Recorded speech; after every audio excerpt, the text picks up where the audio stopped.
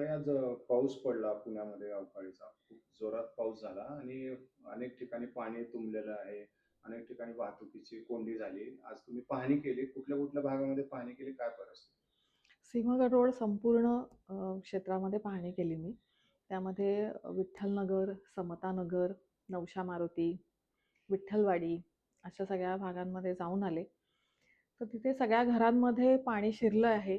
काही बऱ्याच ठिकाणी वृक्ष पडले आहेत उमलून आणि मोठ्या-मोठ्या फांद्या पण पडल्या आहेत. खरं तर पाहिलं तर नेहमी आपण पावसाळ्यापूर्वी एक आपत्ती व्यवस्थापनातर्फे storm water lines, drainage lines आणि ओढे नाले स्वच्छ करण्याचा आपण टेंडर काढत असतो. तर तसे टेंडर्स ऑलरेडी फ्लोट झाले आहेत. L1 फायनल झालं आहे. कॉन्ट्रॅक्टर्सला काम करायला सांगितलं सुद्धा होतं आणि ते प्रत्यक्ष काम करत पण होते. परंतु यावर्षी पाऊस जरा लवकर आलेला आहे आणि बोला. त्यामुळे परिस्थिती थोडीशी हाताबाहेर गेली हे नक्की आहे. त्यातनंही आपत्ती व्यवस्थापन आणि इतर सेवक हे सगळेजण मिळून तिकडे काम करतायत. हं. आज जी परिस्थिती झाली त्याला प्रमुख कारण काय वाटतं? आपण जर पाहिलं आकडेवारी जर पाहिली तुम्ही तर कमी वेळामध्ये जास्त पाऊस पडलाय आणि आत्ताचा पावसाचं प्रमाण खूप जास्त आहे. खडकवासल्याला आपण 104 आपल्याला आकडा आलाय. त्यानंतर पूर्ण सिंहगड रोडला 102 चा आकडा आहे. तर हे एक प्रकारचं क्लाउड बर्स्ट आहे आणि पाण्याचं जेव्हा प्रमाण जास्त येतं पावसाच्या पाण्याचं आणि आपल्या ज्या स्टॉर्म वॉटर लाईन्स आहेत त्याचे व्यास त्याचा कमी आहे. त्यातनं पाणी काही जास्त वाहून जाऊ शकलं नाही. आणि त्यामुळे ही सगळी परिस्थिती उद्भवलेली आहे.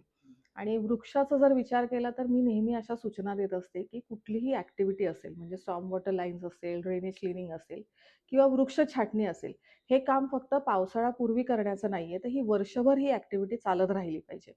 मी सूचना दिल्या होत्या, की वृक्षाच्या सगळ्या जेवढ्या झाडं आहेत, त्याची एक सर्व्हे झाला पाहिजे. त्या सर्व्हेमध्ये कमकुवत झाडं कोणती आहेत किंवा खूप उंच वाढलेत आणि त्याचा भार एकीकडे झुकला गेला आहे, अशा झाडांची तुम्ही तपासणी करा. त्याची छाटणी करत राहा, अशा मी त्यांना सूचना केल्या होत्या.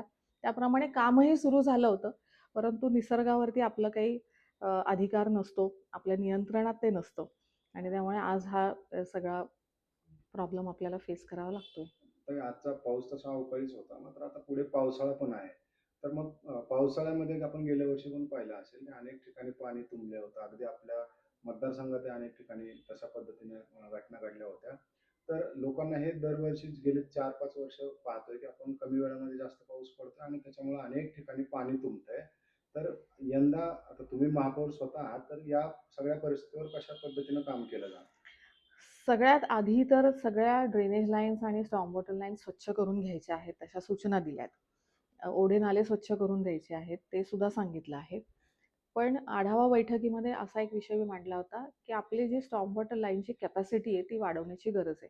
आपण गेल्या काही वर्षभरामध्ये ज्या प्रमाणात पाऊस पुणे शहरात पडतोय, त्याचा जर आपण अभ्यास केला तर लक्षात येतं, की पावसाचं प्रमाण जास्त आहे. क्लाउड बर्स्ट होत राहतात आणि पावसाचं पाणी निचरा होत नाही आणि त्याने लोकांचं खूप नुकसान होतं. पावसाचं पाणी थेट घरामध्ये घुसतं लोकांच्या. तर आपल्याला ते जे काही कॅपॅसिटी आहे, ज्यातनं पावसाचं पाणी वाहून जाऊ शकेल, ती कॅपॅसिटी वाढवण्याची गरज आहे. पुणे शहरात एक्झिस्टिंग ज्या लाईन्स आहेत, त्या लगेच आपण खोदून तर काही वाढवू शकत नाही. तेवढं बजेट आणि इन्फ्रास्ट्रक्चर मेंटेन करणं शक्य नाहीये. परंतु जिथे नवीन आपण लाईन्स टाकणार आहोत किंवा जे क्रॉनिक स्पॉट्स आहेत, असे 260 स्पॉट्स आयडेंटिफाय केलेत प्रशासनाने, जिथे जास्त प्रमाणात पाणी तुंबतं. तिथे तरी आपण काही उपाययोजना अशा करू शकतो. हं. आता आज आज काय-काय म्हणजे कुठे-कुठे मोठ्या प्रमाणात फटका बसलाय किंवा काय झालंय? तुम्ही आढावा तर घेतलाच असेल. हो, अजून पूर्ण आढावा आलेला नाही माझ्याकडे. सिंहगड रोड, जनता वसाहत, बिबवेवाडीला एक जास्त प्रमाणामध्ये नुकसान झालेलं आहे. त्याचा आढावा आलाय माझ्याकडे. आता उद्या सकाळी आम्ही आपत्ती व्यवस्थापनाची मी एक मीटिंग तातडीची कॉल केली मेयर ऑफिसमध्ये माझ्या आणि तिथे सगळ्याचा आढावा पुन्हा घेतला जाईल आणि पुन्हा येलो अलर्ट 2 दिवसाचा दिलेला आहेच म्हणून आपण काय अजून अधिक चांगल्या पद्धतीने काम करू शकतो, सतर्क राहायला हवंय, त्या अनुषंगाने ही बैठक आहे.